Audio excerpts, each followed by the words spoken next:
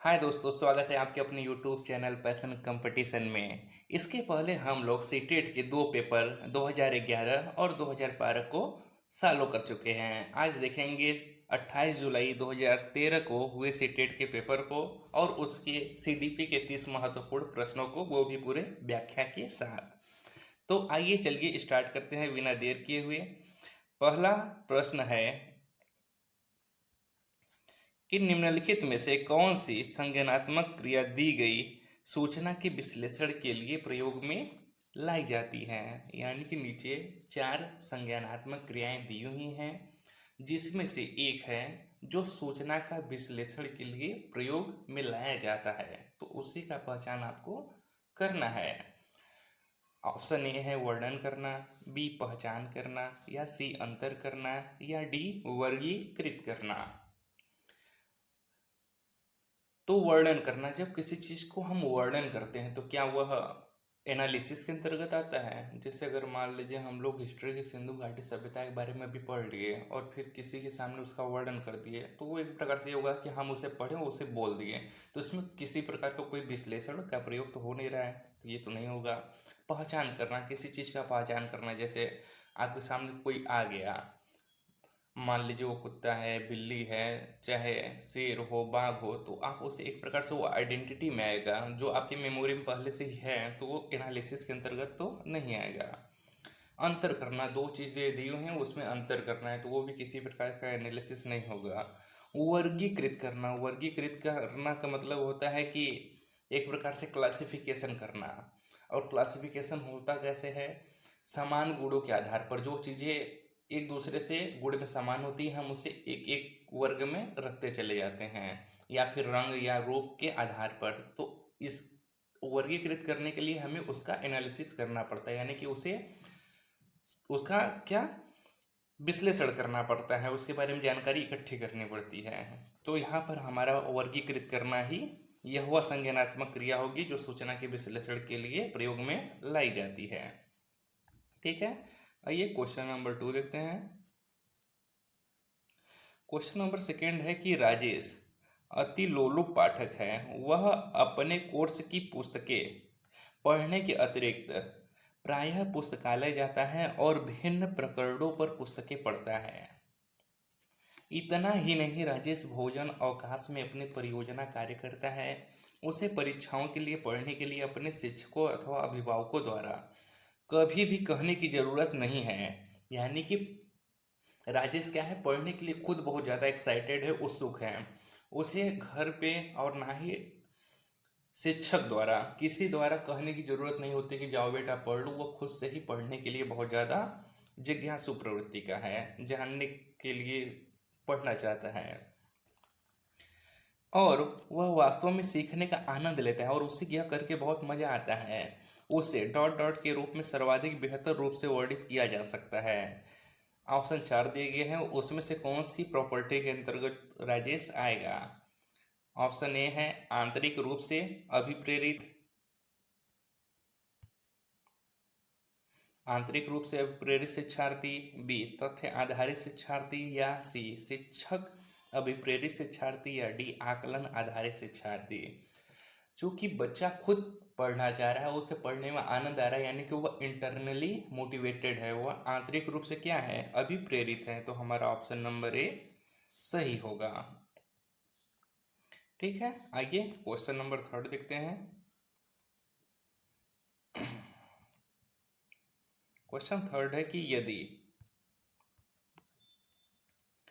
पूर्व प्राथमिक स्तर पर बच्चों पर खोज करने की अनुमति दे दी जाए तो वे संतुष्ट हो जाते हैं, जब उन्हें हतोत्साहित किया जाता है तो वे व्यथित हो जाते हैं।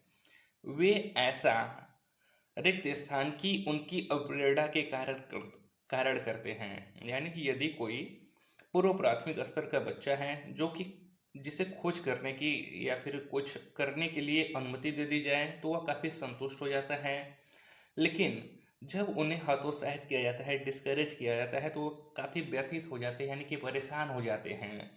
तो वे ऐसा अपने किस अवप्रेरणा के कारण करते हैं। ये है अपनी शक्तियों के उपयोग करते हैं, बी अपनी उपेक्षा को कम करने के लिए करते हैं, या सी कक्षा के संबंध होने, या डी कक्षा में अव्यवस्था फैलाने। तो इसका सही जवाब है कि वह अपनी उपेक्षा को कम करने के लिए ऐसा करते हैं। यदि पूर्व प्राथमिक स्तर पर बच्चों पर खोज करने की अनुमति दे दी जाए तो वे संतुष्ट हो जाते हैं, जब उन्हें हतोत्साहित किया जाता है तो वे व्यतीत हो जाते हैं। वे ऐसा अपनी उपेक्षा को कम करने की प्रेरणा के कारण करते हैं। ठीक है, तो ऑप्शन नंबर बी हमारा सही हो जाएगा। आइए क्वेश्चन नंबर 4 देखते हैं।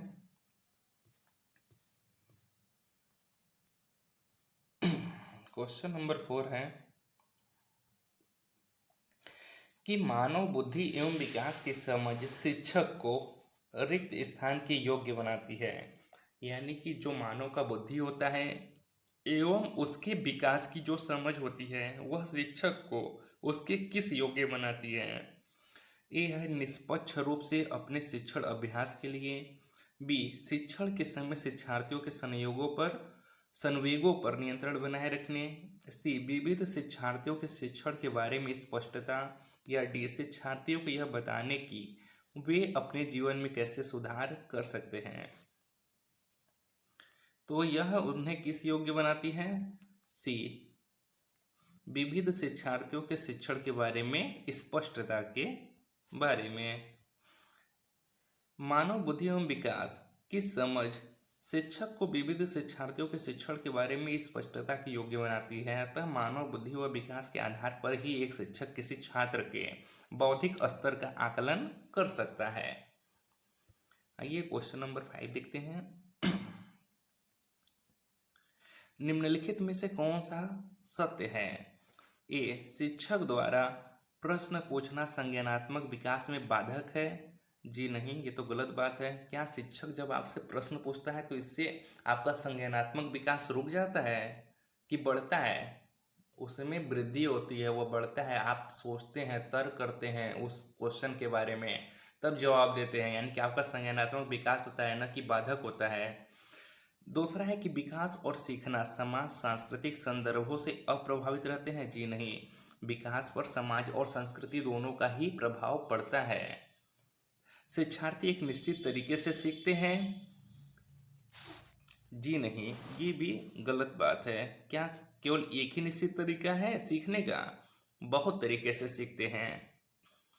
खेलना संज्ञान और सामाजिक दक्षता के लिए सार्थक है। जी एकदम सही बात है। जब बच्चे खेलते हैं तो इससे उनका जो माइंड है वो काफ़ी कंसंट्रेट होता है, और वो समूह में खेलते हैं तो उन्हें एक दूसरे की सहायता करना भी आ जाता है उन्हें, यानी कि सामाजिक ज्ञान भी होता है। तो यानी कि खेलना जो है वह संज्ञान और सामाजिक दक्षता के लिए सार्थक है। तो आपका 5वां का डी सही है। आइए क्वेश्चन नंबर 6 देखते हैं। क्वेश्चन नंबर 6 है कि बच्चे के विकास में आनुवंशिकता और वातावरण की भूमिका के बारे में निम्नलिखित में से कौन सा सत्य है? ठीक है, कोई बच्चा है, उसके विकास में आनुवंशिकता और वातावरण का क्या प्रभाव पड़ता है उसके बारे में बताना है। तो ये है कि आनुवंशिकता और वातावरण दोनों एक बच्चे के विकास में 50% योगदान देते हैं। जी नहीं, ये तो गलत बात है। क्या कोई बच्चा है तो जरूरी है कि उसमें 50% आनुवंशिकता हो और 50% ही वातावरण का प्रभाव पड़ेगा? कुछ बच्चों में 2 से 4% ही आनुवंशिकता होता है और ज़्यादातर मतलब कि वातावरण का प्रभाव रहता है। तो ये कोई भी निश्चित नहीं कर सकता है कि हाँ नहीं, आनुवंशिकता का इतना ही % होगा और वातावरण का इतना % होगा। वह कम या बेसी हो सकता है, लेकिन प्रभाव तो दोनों का ही रहेगा। समवयस्कों और पितृ का सापेक्ष योगदान योगात्मक नहीं होता। जी ये तो एकदम सही बात है। क्या पहले से ये जज किया जा सकता है कि वह उनके समवयस्क और जो पितृक है जीनस है उनका सापेक्ष योगदान योगात्मक नहीं होता? ये एकदम सही बात है। सी है आनुवंशिकता और वातावरण एक साथ परिचालित नहीं होते। जी गलत बात है, दोनों एक साथ परिचालित होते हैं। डी है सहज रुझान वातावरण से संबंधित है, जबकि वास्तविक विकास के लिए आनुवंशिकता जरूरी है। ऐसा नहीं कहा जा सकता है, दोनों का ही अपने जगह इम्पोर्टेंस होता है। बच्चे के विकास में आनुवंशिकता और वातावरण की भूमिका रहती है, क्योंकि बच्चे के विकास में बच्चे का आनुवंशिक गुण उसके चारों ओर के वातावरण पर निर्भर करती है, लेकिन समवयस्कों और पितृ के सापेक्ष योगदान की आवश्यकता नहीं होती है। आइए क्वेश्चन नंबर 7 देखते हैं कि सामाजिकरण है, इसी को इंग्लिश में सोशलाइजेशन भी कहते हैं। तो यह क्या होता है? सामाजिक मानदंडों में परिवर्तन, या शिक्षक एवं पढ़ाए गए के बीच संबंध, या समाज के आधुनिकीकरण की प्रक्रिया, या समाज के मानदंडों के साथ अनुकूलन। तो सामाजिकरण क्या होता है? सामाजिकरण होता है हमारा समाज के मानदंडों के साथ अनुकूलन। समाज के मानदंडों के साथ अनुकूलन ही सामाजिकरण होता है। आइए इसकी व्याख्या को देख लेते हैं। व्यक्ति का समाज के मानदंडों के साथ अनुकूलन ही सामाजिकरण है, अर्थात सामाजिकरण वह प्रविधि है जिसके द्वारा संस्कृति को एक पीढ़ी से दूसरी पीढ़ी तक हस्तांतरित किया जाता है। इसके माध्यम से मानव अपने समूह एवं समाज के मूल्यों, रीति रिवाजों, लोकाचारों, आदर्शों एवं सामाजिक उद्देश्यों को सीखता है। दूसरे शब्दों में यह कह सकते हैं कि सामाजिकरण एक प्रक्रिया है जिसके द्वारा मानव को सामाजिक सांस्कृतिक संसार से परिचित किया जाता है। यानी कि समाज के द्वारा ही संस्कृति का एक पीढ़ी से दूसरी पीढ़ी में हम क्या करते हैं? हस्तांतरित करते हैं। जो दादा करते हैं वही पापा फॉलो करते हैं, और वही उनका पुत्र भी फॉलो करता है, वही आने वाली पीढ़ी भी उसे आगे तक ले जाती है। आइए देखते हैं क्वेश्चन नंबर 8।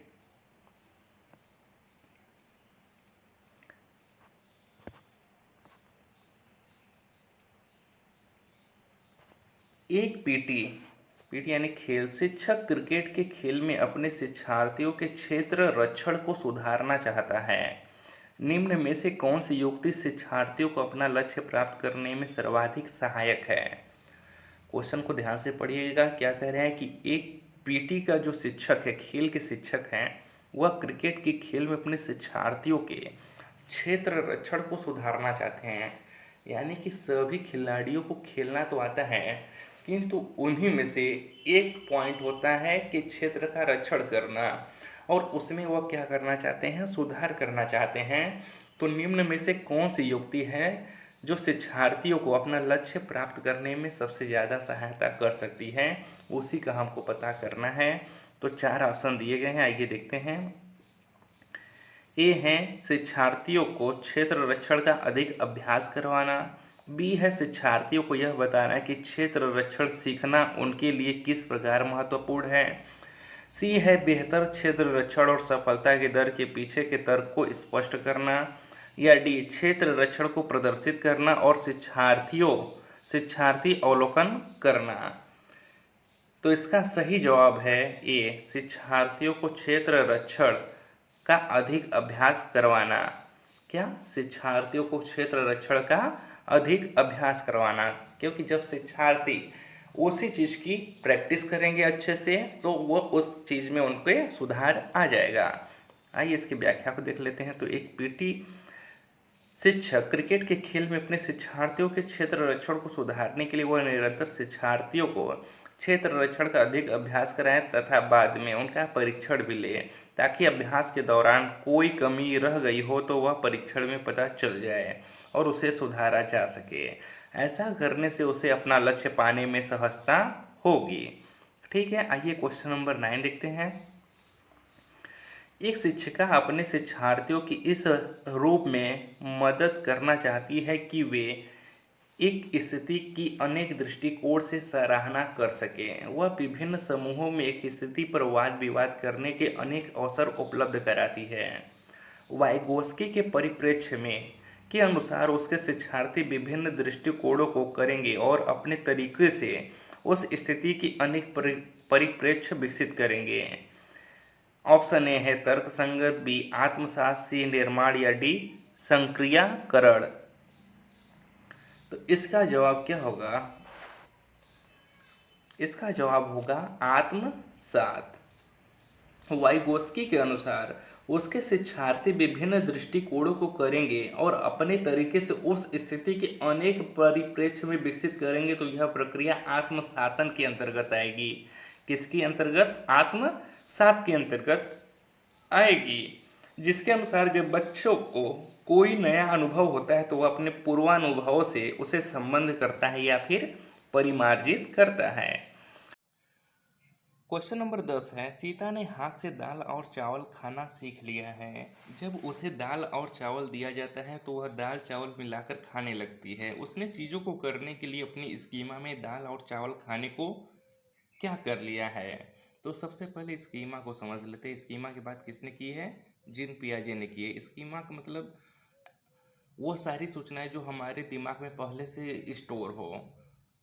जैसे अगर मान लीजिए हम पहले से ही कुत्ता, बिल्ली, घोड़ा, किसी भी जानवर को देखे हुए अचानक से वो हमारे सामने आ जाता है तो हम उसे सिर्फ इसलिए पहचान लेते हैं क्योंकि उस उसका जो इमेज है पहले से ही हमारे दिमाग में बना हुआ है। ठीक है, तो ये क्या है? ये हमारा स्कीमा होता है। तो इसका सही जवाब क्या होगा?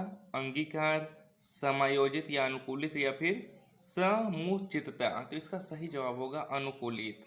इसी को आत्मसातीकरण भी कहते हैं। ठीक है, आइए इसके व्याख्या को देख लेते हैं।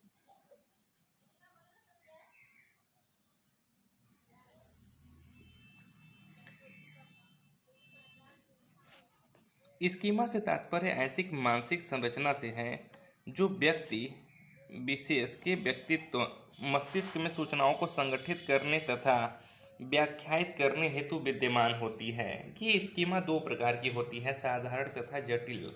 अतः सीता ने हाथ से दाल और चावल खाना सीख लिया है। जब उसे दाल और चावल दिया जाता है तो वह दाल चावल मिलाकर खाने लगती है। उसने चीज़ों को करने के लिए अपने स्कीमा में दाल और चावल को कि खाने को अनुकूलित कर लिया था। यह एक स्कीमा का उदाहरण है। आइए क्वेश्चन नंबर 11 देखते हैं। रिक्त स्थान के अतिरिक्त बुद्धि के निम्नलिखित पक्षों को स्टेनबर्ग के त्रितंत्र सिद्धांत से संबोधित किया गया है।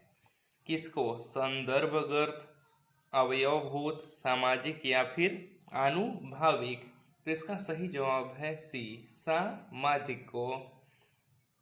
स्टर्नबर्ग ने बुद्धि का त्रितंत्र सिद्धांत प्रस्तुत किया। इनके अनुसार तर्क करते समय व्यक्ति के मन में क्या है तथा वह सूचनाओं को किस ढंग से प्रक्रमित करता है, यही बुद्धि है।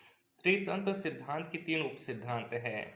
पहला संदर्भात्मक उपसिद्धांत, दूसरा अनुभवजन्य उपसिद्धांत, तीसरा है घटक उपसिद्धांत। आइए क्वेश्चन नंबर 12 देखते हैं कि हावर्ड गार्डनर का बुद्धि का सिद्धांत किस पर बल देता है।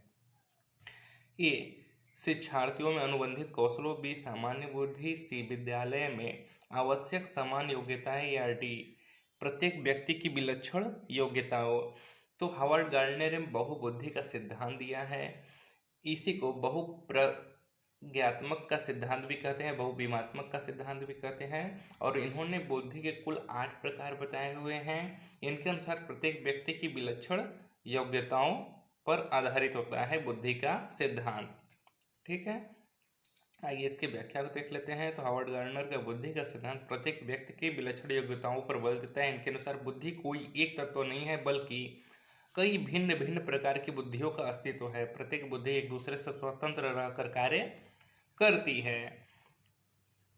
13वां क्वेश्चन है कि थ, प, छ ध्वनियां हैं, यह कैसी ध्वनियां हैं? स्वनिम, रूपिम, लेखिम या फिर शाब्दिम।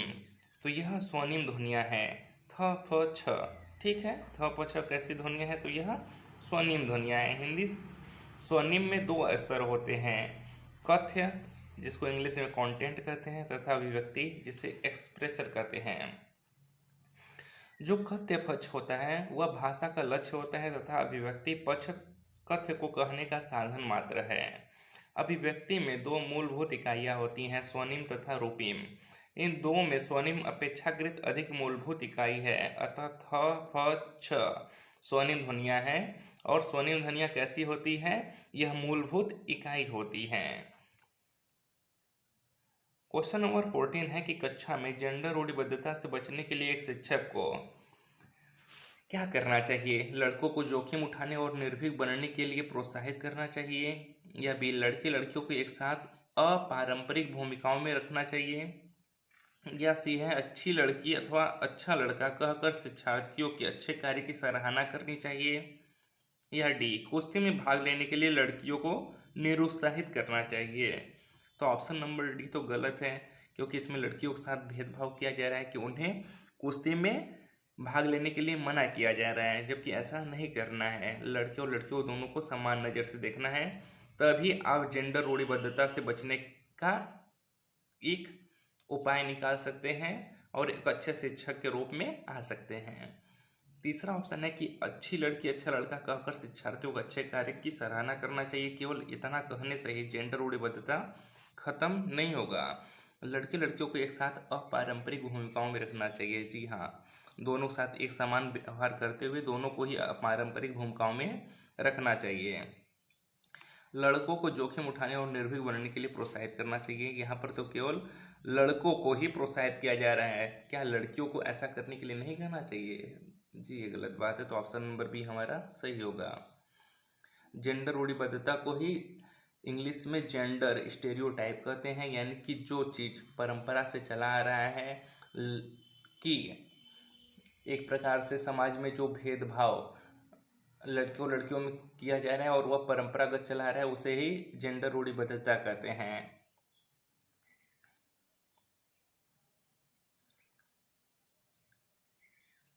आइए क्वेश्चन नंबर 15 देखते हैं। तो क्वेश्चन नंबर 15 है कि विद्यालयों को किसके लिए व्यक्तिगत भिन्नताओं को पूरा करना चाहिए? ए, व्यक्तिगत शिक्षार्थी को विशिष्ट होने की अनुभूति कराने के लिए। बी, व्यक्तिगत शिक्षार्थियों के मध्य खाई को कम करने के लिए। या सी, शिक्षार्थियों के निष्पादन और योग्यताओं को सम्मान करने के लिए। या डी, यह समझने के लिए कि क्यों शिक्षार्थी सीखने के योग्य या अयोग्य है।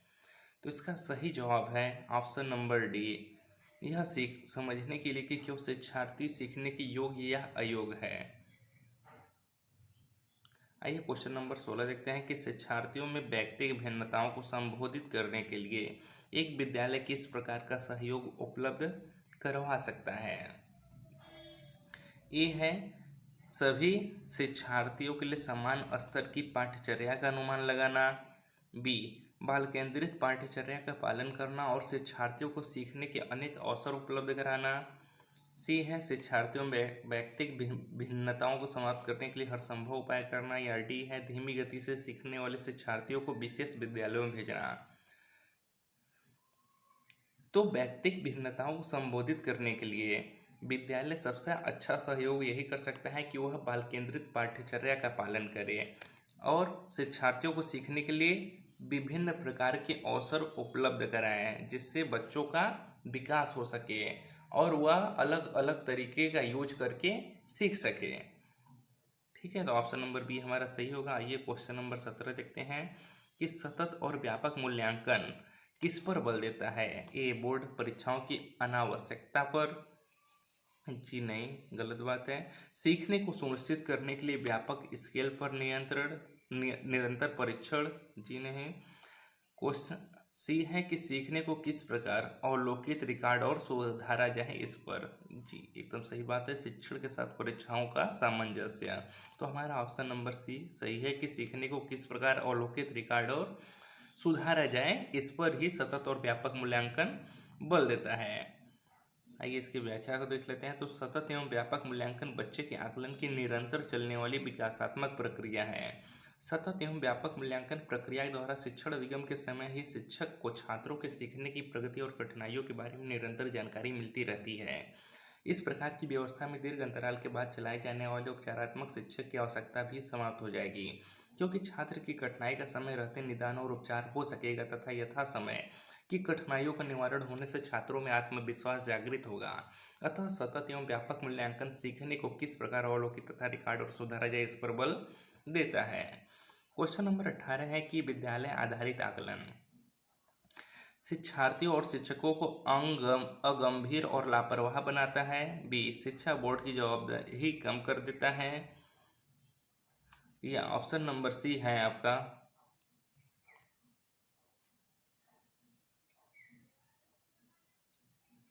कि सार्वभौमिक राष्ट्रीय मानकों की प्राप्ति में बाधा उत्पन्न करता है। या परिचित वातावरण में अधिक सीखने में सभी शिक्षार्थियों की मदद करता है। तो इसका सही जवाब है ऑप्शन नंबर डी, परिचित वातावरण में अधिक सीखने में सभी शिक्षार्थियों की मदद करता है। क्वेश्चन नंबर 19 है, सीखने की तत्परता किस ओर संकेत करती है? थॉर्नडाइक का तत्परता नियम, शिक्षार्थियों का सामान्य योग्यता स्तर या सीखने के सातत्य में शिक्षार्थियों का वर्तमान संज्ञानात्मक स्तर, या डी सीखने के कार्य की प्रकृति को संतुष्ट करने में। तो सीखने का जो तत्परता है वह शिक्षार्थियों का सामान्य योग्यता स्तर की ओर संकेत करता है। सीखने सॉरी गलती हो गया, ऑप्शन नंबर सी होगा कि सीखने के सातत्य में शिक्षार्थियों को वर्तमान संज्ञानात्मक स्तर की ओर संकेत करता है। आइए क्वेश्चन नंबर 20 देखते हैं कि एक शिक्षिका की कक्षा में कुछ शारीरिक विकलांगता वाले बच्चे हैं, निम्नलिखित में से उसके लिए क्या कहना सबसे उचित होगा? ऑप्शन ए, पोलियोग्रस्त बच्चे अब एक गाना प्रस्तुत करेंगे। जी नहीं, आप ऐसे शब्दों का प्रयोग नहीं करेंगे। पहिया कुर्सी वाले बच्चे हाल में जाने के लिए अपने समवयस्क साथी बच्चों से मदद ले सकते हैं। जी नहीं। शारीरिक रूप से असुविधाग्रस्त बच्चे कक्षा में ही कोई वैकल्पिक गतिविधि कर सकते हैं। जी हाँ, यही सही जवाब होगा, ऑप्शन नंबर सी। आइए क्वेश्चन नंबर 21 देखते हैं।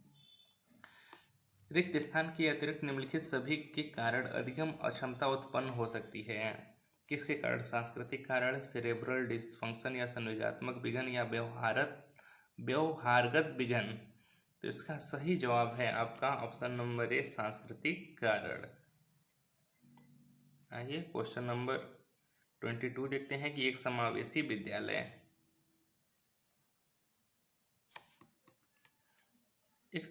विद्यालय शिक्षार्थियों की नियोग्यता के अनुसार उनकी सीखने की आवश्यकताओं को निर्धारित करता है, या शिक्षार्थियों की क्षमताओं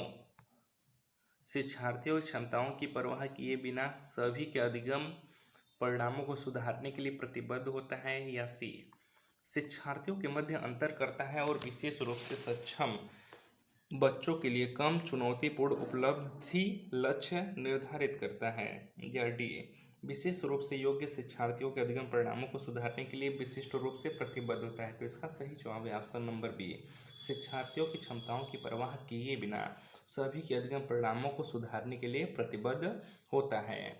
यानी कि समावेशी विद्यालय में सभी बच्चों को एक समान मानते हुए सबको एक साथ लेकर चला जाता है। क्वेश्चन नंबर 23 है कि प्रतिभाशाली विद्यार्थी को अधिगम निर्योग्य, जो प्रतिभाशाली विद्यार्थी होते हैं वो क्या अधिगम निर्योग्य नहीं हो सकते, या ऐसे सहयोग की आवश्यकता होती है जो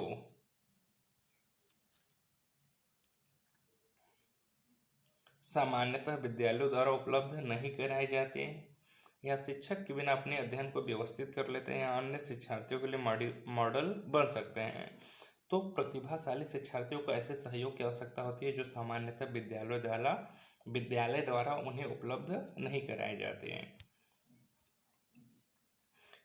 प्रतिभाशाली शिक्षार्थी को ऐसे सहयोग की सामान्यतः आवश्यकता होती है जो कि एक विद्यालय से नहीं दिए जाते, जैसे कि उस शिक्षार्थियों को विषयों के अतिरिक्त अन्य क्षेत्र में रुचि है, जैसे संगीत, खेल, हस्तकला आदि।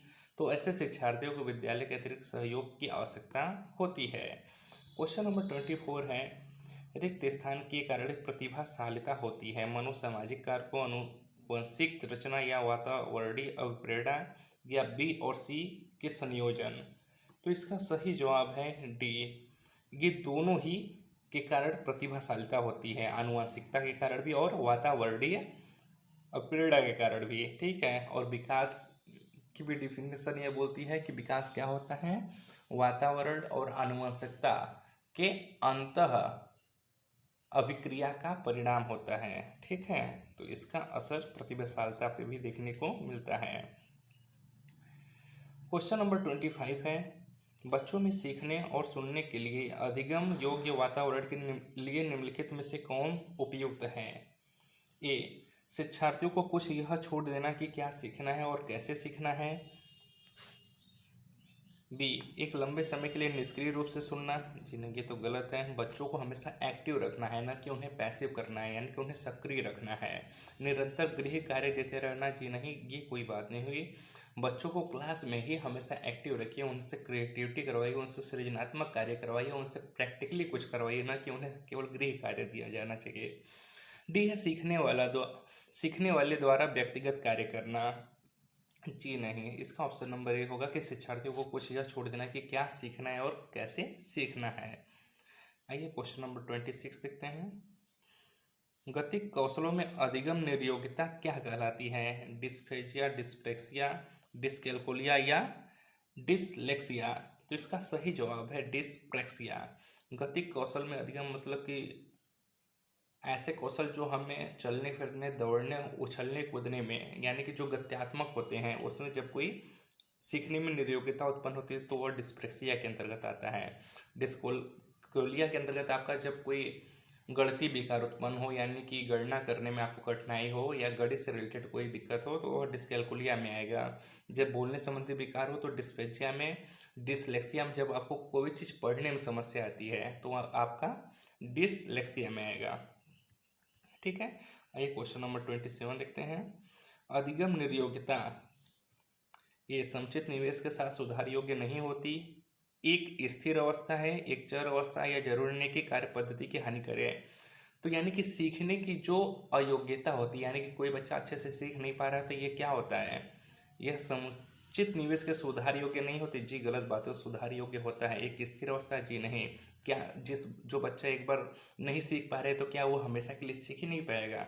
यह एक चर अवस्था, यानी कि यह परिवर्तित हो सकता है, इसमें बदलाव किया जा सकता है। वह बच्चा को अगर मेथड चेंज करके अच्छे से पढ़ाया तो हो सकता है कि वो फिर से अच्छे से पढ़ ले। ठीक है, तो यह परिवर्तित हो सकता है, जरूरी नहीं कि कार्य पद्धति की हानि करेगी। ये भी गलत है, तो ऑप्शन नंबर सी आपका सही होगा। आइए क्वेश्चन नंबर 28 देखते हैं। क्वेश्चन नंबर 28 है कि रिक्त स्थान की अतिरिक्त निम्नलिखित समस्या समाधान की प्रक्रिया के चरण है। यानी कि आपको बताना है कि चारों ऑप्शन में से कौन सा समस्या समाधान प्रक्रिया का चरण नहीं है। परिणामों की आशा करना, ये तो होता है। समस्या की पहचान करना, ये भी होता है। समस्या को छोटे हिस्सों में बांटना, जी नहीं, ये नहीं होता। संभावित युक्तियों को खोजना, ये भी होता है। तो ऑप्शन नंबर सी आपका सही होगा। ये क्वेश्चन नंबर 29 देखते हैं कि एक शिक्षक को व्याख्यान पर अधिक ध्यान देना चाहिए और ज्ञान के लिए आधार उपलब्ध कराना चाहिए। तो प्रारंभिक स्तर पर व्याख्या की कहीं पर भी बात नहीं की जाती है, बल्कि करके सीखने पर ज़्यादा बल दिया जाता है। तो ये सही नहीं होगा। बी है शिक्षार्थियों द्वारा की गई त्रुटियों को एक भयंकर भूल के रूप में लेना चाहिए और प्रत्येक त्रुटि के लिए गंभीर टिप्पणी देना चाहिए। जी नहीं, ये भी गलत बात है, क्योंकि प्राइमरी स्तर के बच्चे हमेशा गलती करते रहते हैं, तो उन्हें सुधारने का प्रयास करें, न कि उसे एक भयंकर भूल के रूप में लें। सी है कि शिक्षार्थी कितनी बार गलती करने से बचता है, इसे सफलता के माप के रूप में लेना चाहिए। जी नहीं, ये भी गलत है। डी है कि जब शिक्षार्थी विचारों को संप्रेषित करने की कोशिश कर रहे हो तो उन्हें ठीक नहीं करना चाहिए। जी एकदम सही बात है। जब बच्चा संप्रेषण करे, जब कुछ बोलने का प्रयास करे, तो उस टाइम उसे बीच में इंटरप्ट नहीं करना चाहिए, बल्कि उसे अपने बातों को कहने का मौका देना चाहिए। ठीक है, तो ऑप्शन नंबर डी आपका सही होगा। आइए क्वेश्चन नंबर 30 देखते हैं कि सीमा परीक्षा में A+ ग्रेड प्राप्त करने के लिए अति इच्छुक है। जब वह परीक्षा भवन में दाखिल होती है तब परीक्षा प्रारंभ होती है। वह अत्यधिक नर्वस हो जाती है, उसके पांव ठंडे पड़ जाते हैं, उसके हृदय की धड़कन बहुत तेज हो जाती है और वह उचित तरीके से उत्तर नहीं दे पाती। इसका मुख्य कारण क्या हो सकता है? बहुत से बच्चे ऐसे होते हैं जो अपनी तैयारी को लेके बहुत ही ज़्यादा ओवर कॉन्फिडेंट हो जाते हैं कभी कभी, और बहुत ज़्यादा एक्साइटेड रहते हैं एग्ज़ाम देने के लिए, और जब एग्ज़ाम हाल में उनके सामने पेपर आता है तो उनके साथ भी कुछ ऐसा ही होता है। ठीक है, तो ये क्या होता है? तो ये संवेगात्मक चैप्टर आप पढ़ेंगे, इमोशनल वाला, तो उसमें आपको देखने को मिलेगा ये सब संवेगों का खेल होता है। ठीक है, तो यह किसके अंतर्गत आएगा? शायद वह अकस्मात संवेगात्मक आवेग का सामना नहीं कर सकती, तो यही आपका सही जवाब होगा। ठीक है, अगर वीडियो अच्छा लगा हो तो वीडियो को लाइक करिएगा, शेयर करिएगा और चैनल को सब्सक्राइब करिएगा दोस्तों। नेक्स्ट वीडियो में हम लोग 2014 के सीटेट के CDP के पेपर को करेंगे।